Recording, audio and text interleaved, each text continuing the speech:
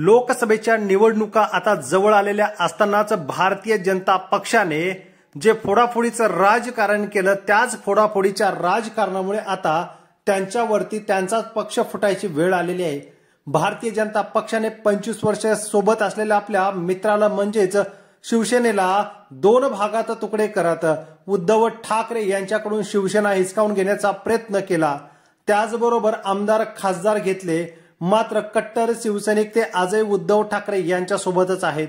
तरी भारतीय जनता पक्षातील निष्ठावंत आणि मूळ भारतीय जनता पक्षाचे कार्यकर्ते यांना उद्धव ठाकरे यांच्याबद्दल आकर्षण आणि आपुलकी आहेच।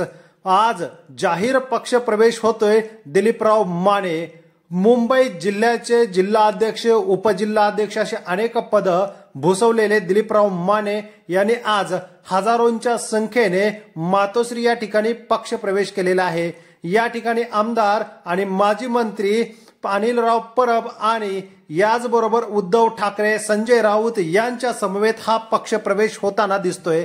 या बॅनरवरून कळतंय की उद्धव ठाकरे यांच्याकडे आता निष्ठावंत शिवसैनिक जुडायला सुरुवात झालेली आहे। आपल्याला काय वाटतं, उद्धव ठाकरे पुन्हा एकदा बाजी मारतील का, हे कमेंटद्वारे नक्की कळवा व चॅनलला सबस्क्राईब करून व्हिडिओ जास्तीत जास्त शेअर करा। धन्यवाद। जय महाराष्ट्र।